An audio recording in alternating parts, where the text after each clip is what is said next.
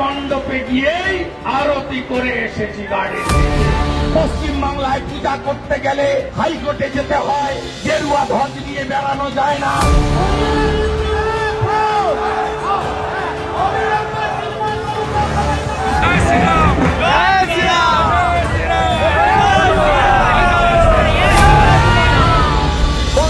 ভাগ হিন্দুকে এক করেছিলাম।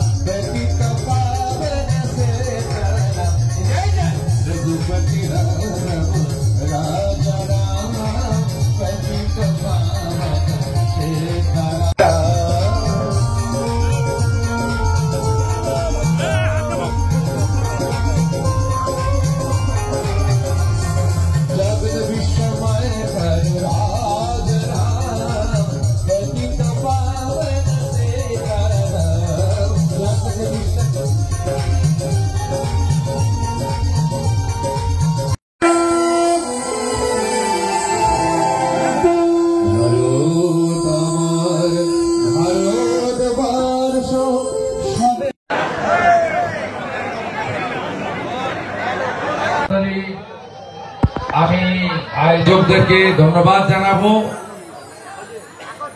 যে ভাগবত কথা রামনবমী উপলক্ষে গতকাল অধিবাসের মধ্য দিয়ে শুরু হয়েছে। এখানে আমাদের অনেক সতীর্থরা আছেন। আমার ভাতৃপ্রতিম কাউন্সিলর মহোদয়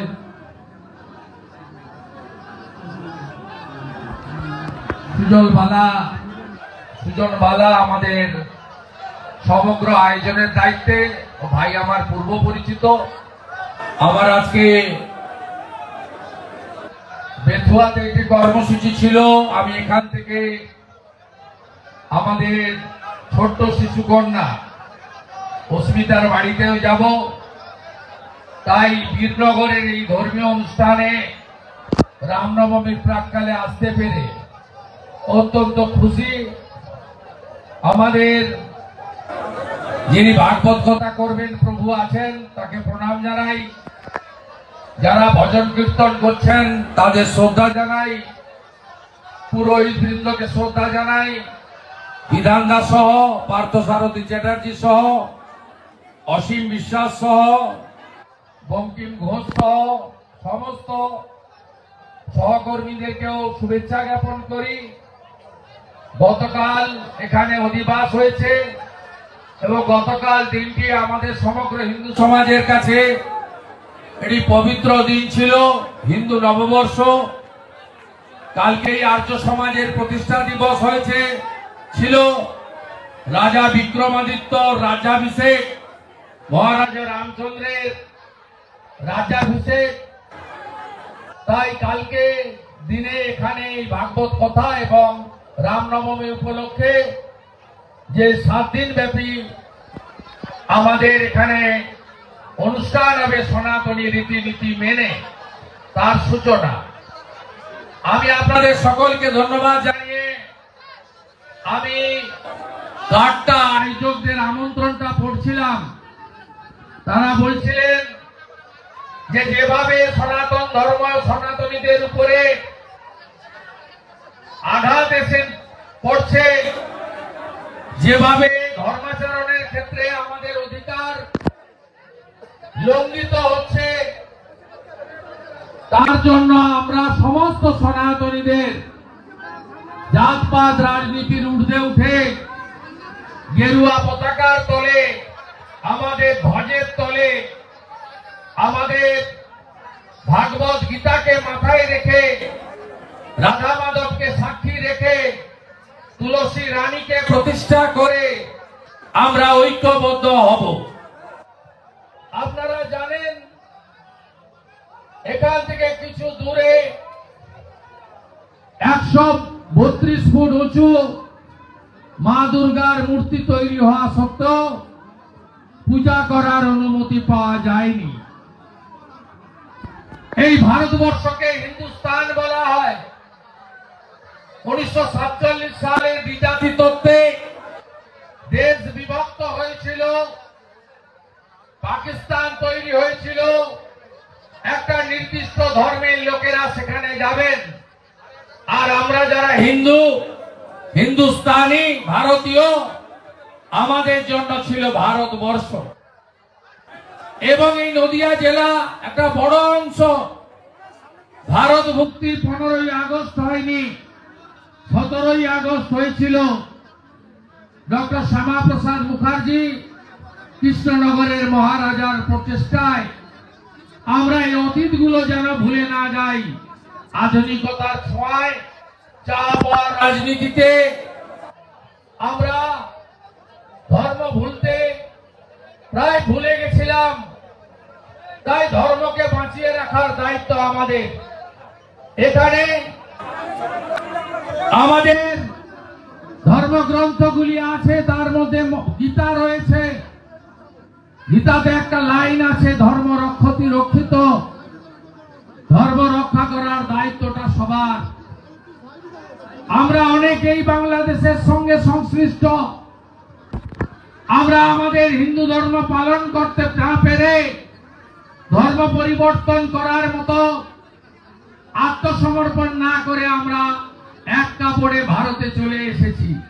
আমার মাও বরিশাল থেকে পালিয়ে এসেছে তার পিতৃদেবের হাত ধরে বাঁচার জন্য, ধর্ম রক্ষা করার জন্য। জমি বাড়ি সব ফেলে দিয়ে আপনাদের এখানেও হাজার হাজার আছেন।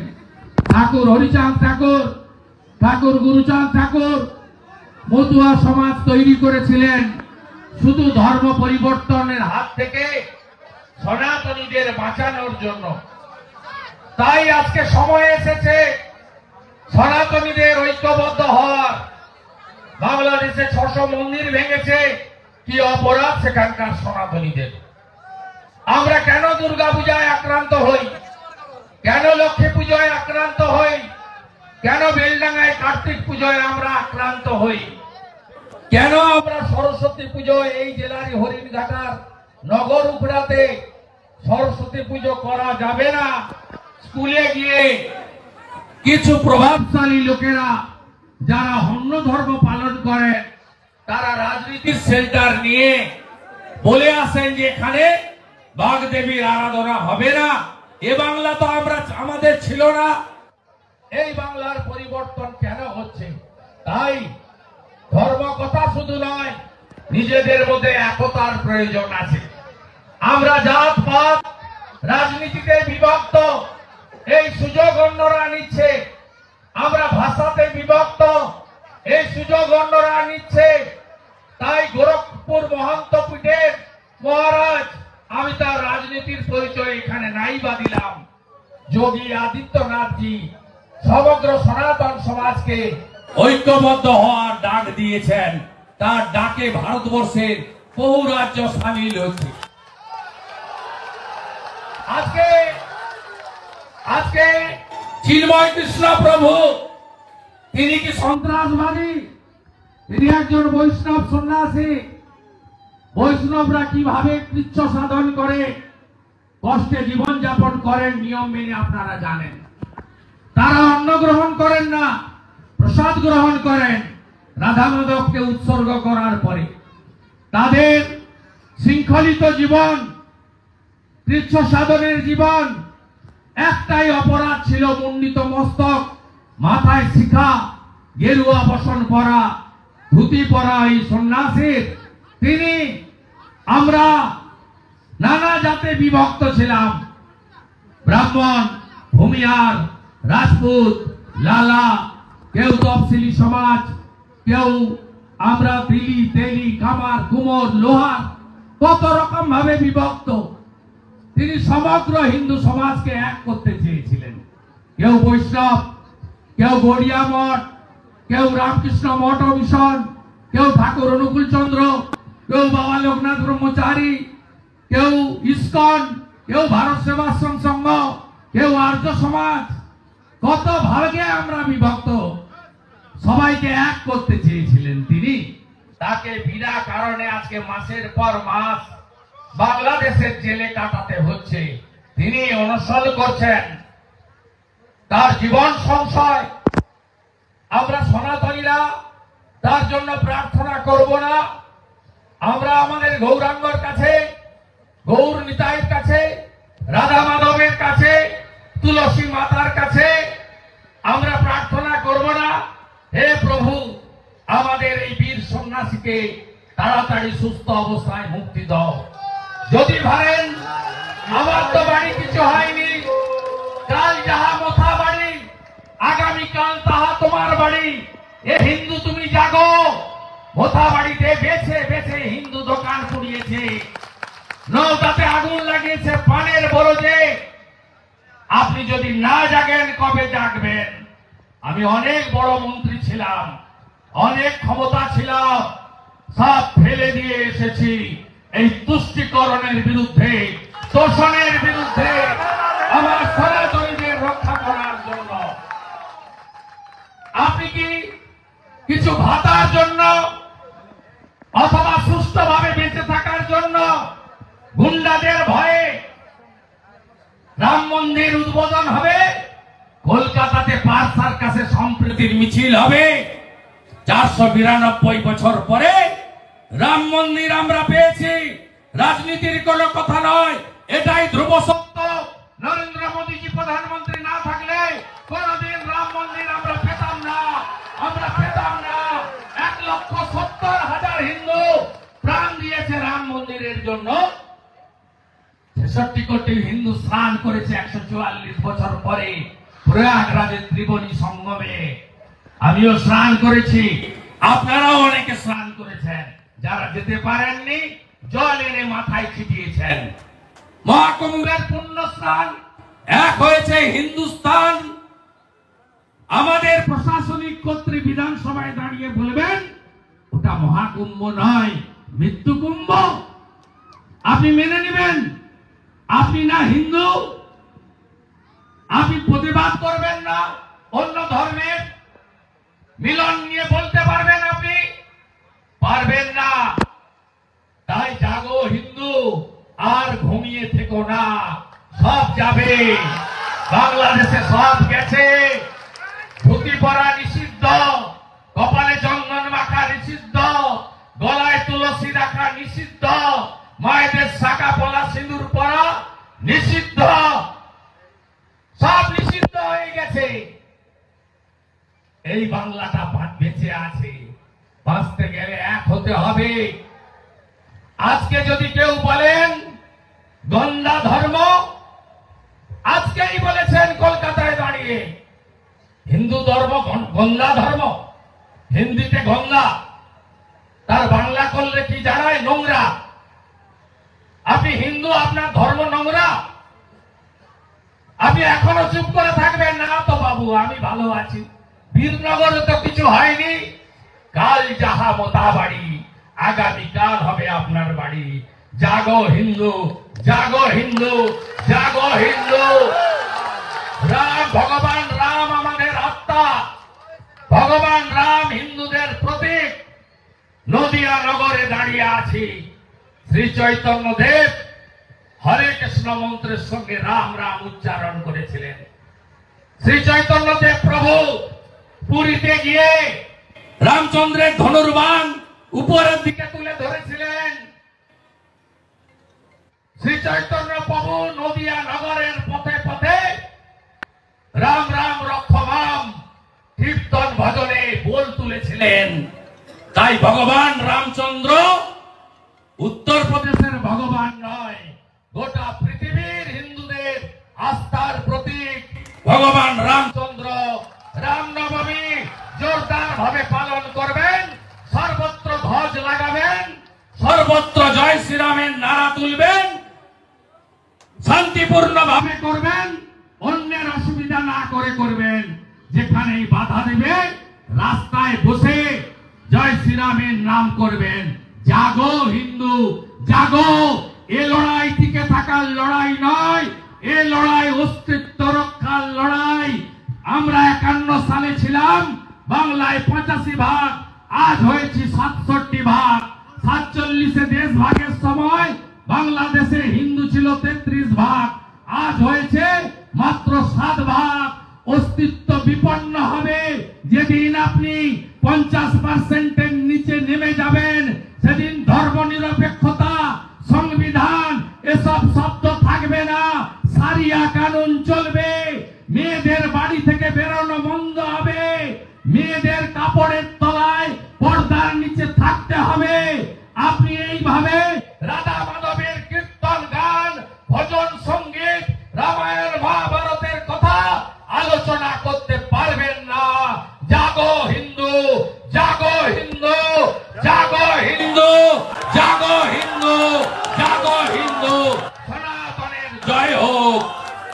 সবাইকে অনুরোধ করব শঙ্খ বাজানো, দীপদান, একাদশী পূর্ণিমা অমাবস্যা পালন করা, কার্তিক মাস দামোদর মাস পালন করা, ঘরে ঘরে তুলসী স্থাপন, বেদ উপনিষদ, গীতা রামায়ণ মহাভারত পড়ার অভ্যাস ফিরিয়ে আনার সাথে সাথে গুরুকুল চালু করা, গোশালা চালু করা, ভারতীয় সংস্কৃতি সনাতন সংস্কৃতিকে ফিরিয়ে আনতেই হবে। এবং সবাই ভালো থাকবেন। আপনাদের সকলকে প্রণাম জানিয়ে, শ্রদ্ধা জানিয়ে, আয়োজকদের কৃতজ্ঞতা জানিয়ে আমার ঠাকুরের প্রতি অর্ঘ্য। শ্রী কৃষ্ণ চৈতন্য প্রভু নিত্যানন্দ, শ্রী অদ্বৈত গদাধর শিবাসাদি গৌর ভক্ত বৃন্দ। হরে কৃষ্ণ কৃষ্ণ কৃষ্ণ হরে হরে, হরে রাম রাম রাম হরে হরে। গৌর তাই প্রেমানন্দে হরি হরি, গৌর তাই প্রেমানন্দে হরি হরি, গৌর তাই প্রেমানন্দে হরি হরি। সনাতন ধর্ম কি জয় জয় শ্রীরাম, জয় শ্রীরাম, জয় জয় শ্রীরাম।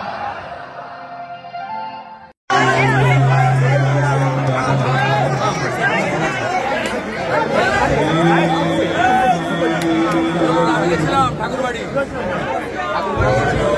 সব এক হবে, হিন্দুরা সব এক হবে, হিন্দু এক থাকবে।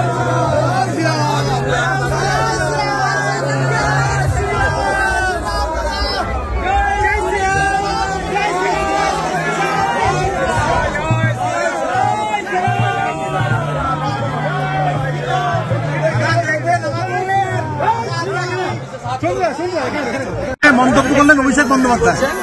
ওর কথার উত্তর দেবো। শুভেন্দুবাবু কোথাকার ছানা একটা চোর, কালীঘাটের কাকু সুজয় কৃষ্ণ ভদ্র ৭৩ বার ওর নাম লিখেছে, বড় ডাকাত। কার সন্দেহে আপনি ওর সম্পর্কে বলছেন আমাকে? শুভেন্দুবাবু, আপনার হাতে ধ্বজ, হিন্দুরা আক্রান্ত, ধর্মযুদ্ধ। মৃত্যু কুম্ভ বলেছিল, আজকে বলেছে গঙ্গা ধর্ম। সাফ করবো হিন্দুদের নিয়ে, মমতাকে সাফ করবো। হিন্দু ধর্ম গঙ্গা ধর্ম, একজন হিন্দু হয়ে এভাবে গন্ধা ধর্ম বলতে পারেন? সাফ করবো, নিশ্চিন্ত থাকুন, এই ধর্ম দিয়ে সাফ করবো। হিন্দুরা ঐক্যবদ্ধ ভাবে আওয়াজ তুলছেন। হাজার হাজার হিন্দু বেরিয়েছে। স্যার রেড রেড একটা হিন্দু হবে না, তৃণমূল হিন্দু